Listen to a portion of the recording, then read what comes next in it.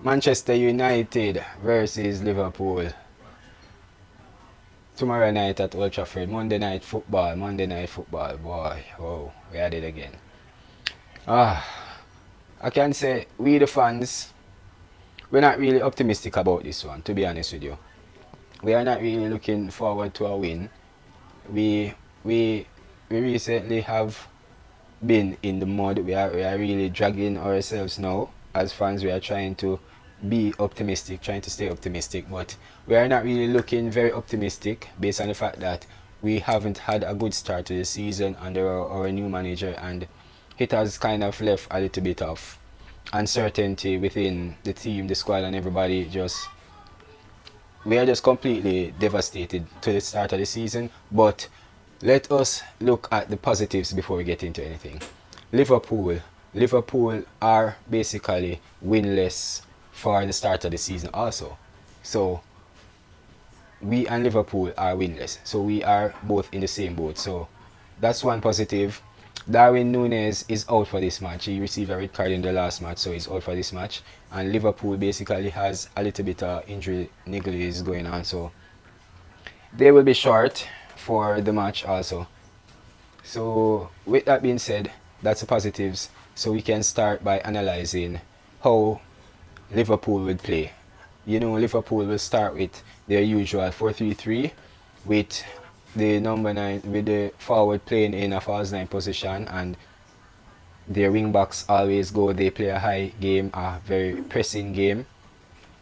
So we will have to go in that game, try to match their midfield, try to match their pressing game, and that is how we could come out on top in this game. So with that being said, let me get into my predicted 11 for this Manchester United team for the match against Liverpool. We will begin with David De Gea in goal. In centre back, I will go with Lisandro Martinez and Rafael Varane. Why? Rafael Varane has speed. Lisandro Martinez has space also. So they both complement each other when we are playing a high pressing game. And Maguire can sit bench. Maguire can sit. So we don't even have to discuss that. Even if we weren't playing with this type of formation, I think Maguire should sit. So Lisandro Martinez, Rafael Varane, centre backs, because we should be playing a high game. On the left, Luke Shaw should miss his place also. We should start Tyrell Malaysia for his agility, his pace, his defensive capabilities. He can tackle, he can get up the field, he can offer something for us, and when we need that person to drift into the midfield, he does that naturally, to drift inside to cover that midfield area when we are attacking. He does that very well. So I will go with Tyrell Malaysia for the left back. For right back, you could argue that Wan-Bissaka could be in this match based on his defensive capabilities, and we would need somebody to sit in the defensive side because we need our defense to be a little bit more stable. But Diego Dalot can hold his own a little. He can hold his own, and we also would need him for the transition when we are going forward, because for me, what Manchester United need to do, they need to cover the right areas, play the defensive game, and when we are attacking, get the persons in the attack to cover the weight.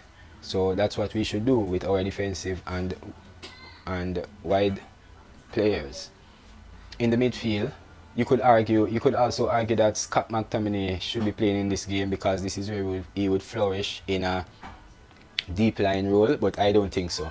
Scott McTominay is not very mobile, and this Liverpool team is very mobile, and that's where Scott McTominay always gets lost in games. When a team is mobile, if he has to sit and complement the backline, I think he does that a little bit where there is slower teams or teams playing the long ball or the high ball. But for teams that press and play tic-tac football, he is lost. He's lost whenever we have teams playing with persons moving around in the midfield. He's lost. So for that, I think we could go with Fred and Eriksen in that deep line number 6 role, because we would need a ball carrying midfielder. We would need somebody to take the ball off the midfield and progress it forward, and that's where Eriksen come in. Fred, for his charisma, his stamina, his youthfulness is, he's always running around. So we also need that mobility in the midfield to match the Liverpool's midfield. You could also argue that Bruno Fernandes should lose his place and Eriksen taking that number 10 position, but I think that Bruno Fernandes has to come good sometime, and now is the time to do that, because he is having a dismal couple of games for the club. From the close of the season until now, he's been having some very dismal performances. I think he's just distracted a little bit. He just needs to find back his way, needs to find back his that creativity, that spark that he always had when the team was actually depending on him. Now that we are not so much depending on him, I think that's where he lost all his he lost the will and the drive to win the games for Manchester United. And I think that's where Bruno Fernandes fall off, really.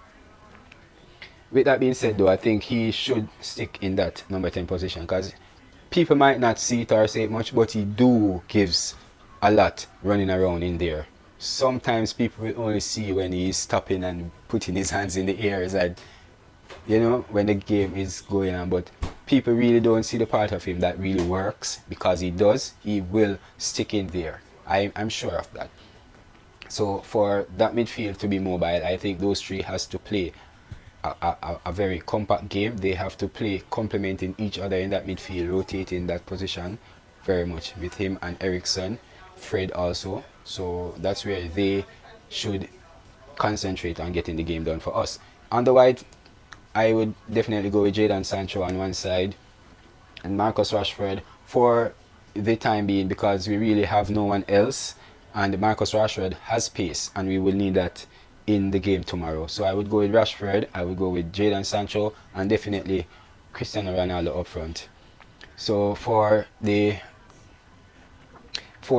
predicted ways of play, I think Manchester United should go with the style of play, try to match Liverpool's style of play.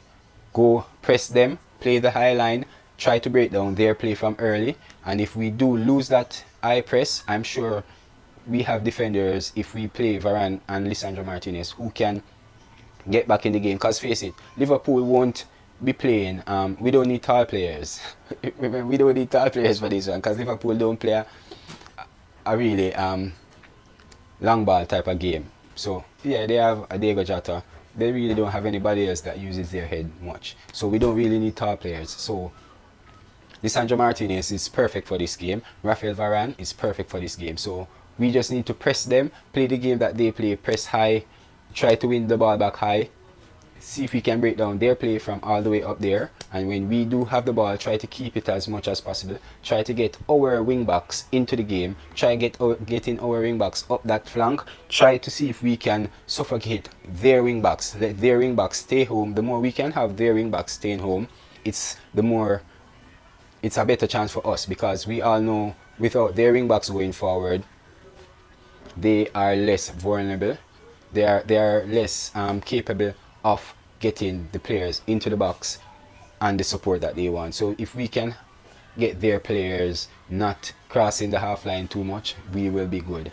And that's the wing backs I'm talking. So with that, we end this one, and we just want to tell you that we hope Manchester United shows a different side of them, the side that we really want to see to kickstart this season, because we haven't done anything from the start of the season.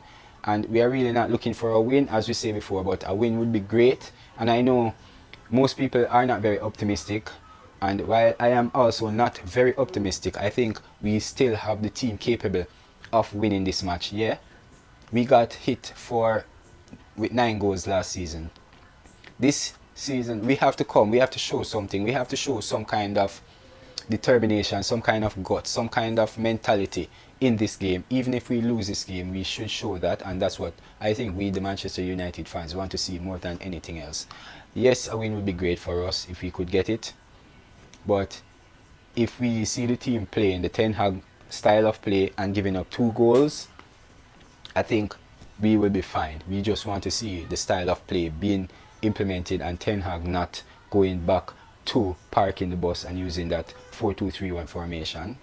I really don't like to see a team changing style or changing their ways and principles based on the fact that they have lost 2 games doing it. We just need to continue, get into it, get some more personnel that can play it, and we'll be fine. But for now, we hope tomorrow we will come out smiling. Even if we lose, we can come out and say, yes, we are seeing where the team has tried to do something or is doing something, and that hopefully can kickstart our season for the following games.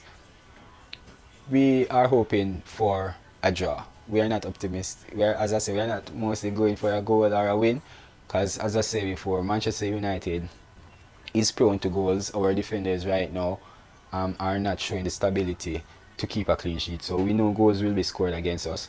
We just hope we can play the high line that we need to play, use the pace that we need to get behind their high line, and score some goals also. We are looking for a draw. We are hoping for a win, but I will hope the team play the game that we want to see. That's mainly what we want to see. So until tomorrow when the match ends, we will be back to analyze that game. I will see you then. Thank you all for watching. Please like and subscribe to my channel for more videos.